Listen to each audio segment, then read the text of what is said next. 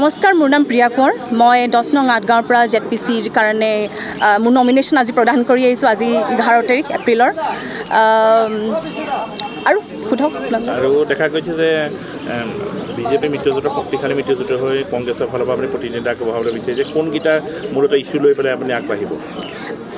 মই আৰু এটা ইণ্টাৰভিউৰ আগতে কৈ গৈছোঁ যে প্ৰথমতে যিহেতু মই আজি নমিনেশ্যন ফাইল কৰিছোঁহে, অন এ প্ৰেক্টিকেল কথাত মই এইটো ক'ম, প্ৰথমতে মানুহৰ মাজলৈ যাব লাগিব।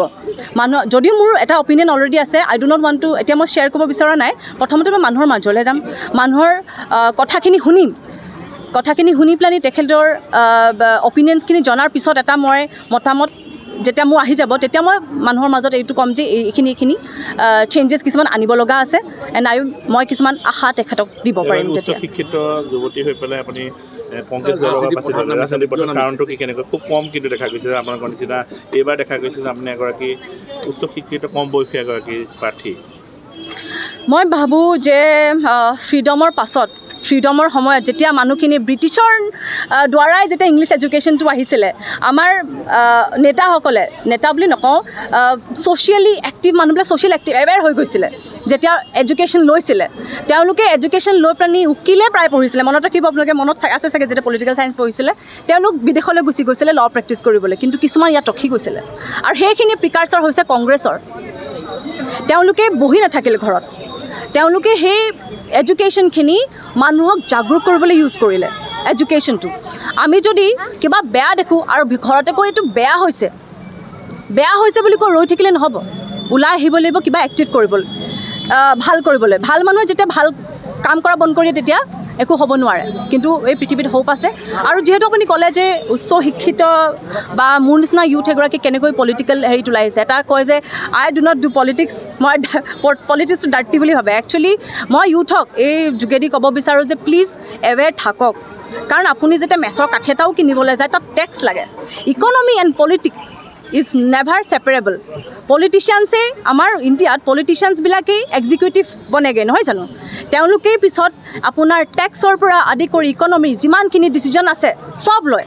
আপুনি ইভেন ইয়াত ট্ৰেফিক অবষ্ট্ৰাকশ্যন হ'লেও গভৰ্ণমেণ্টে কৰে, কিন্তু সেই গভৰ্ণমেণ্ট ক'ৰ পৰা আহিছে? এটা পলিটিকেল পাৰ্টিয়ে তেওঁলোকক ৰিপ্ৰেজেণ্ট কৰে, নহয় জানো? তেওঁলোকেই পঠিয়ায়। চ' এৱেৰ হোৱাটো জৰুৰী হয়। মইতো যিমান পাৰোঁ অসমৰ যিমানখিনি যুৱক যুৱতী আছে, আপোনালোকে এৱেৰ থাকক। যিহেতু ফোনটো হাতে হাতে আছে, অকল ইনষ্টাগ্ৰাম শ্বৰ্টছ এণ্ড ৰিলছটো চাবই, ডেফিনেটলি চাব, স্ক্ৰল কৰি থাকিব। প্লিজ এৱেৰ থাকক যে ভাৰতত কোনখন বিল আহিছে, কোনখন এক্ট আহিছে, এইখিনি আমাক কেনেকৈ ইম্পেক্ট কৰিব। আৰু মই একচুৱেলি সঁচা কথা ক'বলৈ গ'লে মোৰ জেনেৰেশ্যন প্ৰায় চিভিল ছাৰ্ভিচেছৰ কাৰণে প্ৰিপেয়াৰ কৰি থাকে। ময়ো এগৰাকী তেনেকুৱাই ছাত্ৰী আছিলোঁ, প্ৰিপেয়াৰ কৰি থাকিলোঁ, সেইকাৰণে মই অকণমান ক'বও পাৰিছোঁ কিজানি কিছুমান কথা। তো ভাবিলোঁ কি এইখিনি মই আৰু এটা কথা, মোৰ লাকেই ভাল নেকি নাজানো, যিহেতু মই কংগ্ৰেছৰ মানে মোৰ এতিয়া কেণ্ডিডেটছৰটো ছাডেনলি মই ছাপৰ্ট পাই গ'লোঁ। তেখেতে মোক এপ্ৰ'চ কৰা নাছিলে কোনো মোক। মই মাত্ৰ সভা এখনত কথা ক'বলৈ গৈছিলোঁ মানুহৰ মাজত, কথা কওঁতে মোক খুব ভাল লাগিলে। আৰু তেওঁলোকে ভাবিলে কি মেবি তেওঁলোকে ভাবিলে কি এই চাগে অকণমান কেপেবিলিটি আছে বা কিবা, তেনেকৈ ভাবি পেলাই মোক এপ্ৰ'চ কৰিলে, তুমি পাৰিবা নেকি? মইতো তেতিয়া খুব ভাল পালোঁ, মানুহৰ মাজলৈ যোৱাটোতো মই বিচাৰি আছোঁ। এতিয়া কোনোবাই যদি আপুনিয়ে যেনিবা কৈ থাকিলে তইনো কোন, কেলৈ ক'বি? কিন্তু যেতিয়া পাৰ্টি এটাই যেতিয়া মোক বেকিং এটা দিছে, তেতিয়া মই ভাবিলোঁ কি ডেফিনেটলি কোনো পাৰ্টিৰ সন্মুখত মই এক্সপ'জ হোৱা নাই, কিন্তু কংগ্ৰেছৰ সন্মুখত কিবা কাৰণত মই এক্সপ'জ হ'ব লগা হ'ল, যিহেতু তেওঁলোকে মিটিং পাতি আছিলে। তেনেকেই মই আহি পালোঁহি। না, এইটো হ'ব নালাগে, বিলকুল নাই। কাৰণ আপোনাৰ ঘাটখন ঘৰ এখন জ্বলিলে আপোনাৰ ঘৰখনো জ্বলিব। হয়। So how will you serve the people? What will be your agenda?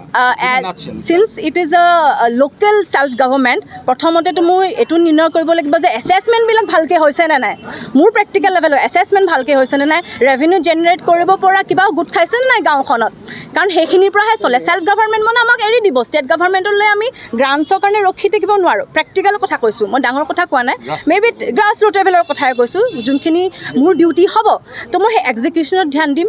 সেই বস্তু ক'ৰবাত যদি ইমানটো ৰেভিনিউ গোট খাইছে, সেই ৰেভিনিউখিনি কেনেকৈ মানুহখনে গুচি গৈছে ৰেভিনিউ জেনেৰেট কৰা মেইন কাৰণটো হৈছে মানুহক ছাৰ্ভিচ প্ৰভাইড কৰাই হয় ৰাস্তাৰ পৰা আদি কৰি ভাল ইনফ্ৰাষ্ট্ৰাকচাৰ চেনিটেশ্যন সকলোখিনি তো মোৰতো সেইটোৱে হ'ব মই প্ৰেক্টিকেল বেচিছতে কাম আনকি ইলেক্টেড হৈ গ'লেও মই লাষ্টত গৈ অফিচতে বহিব লাগিব পিছত কয় যে এজনী অফিচত সোমালে পিছত নেদেখাই হৈ গ'ল মানুহজনী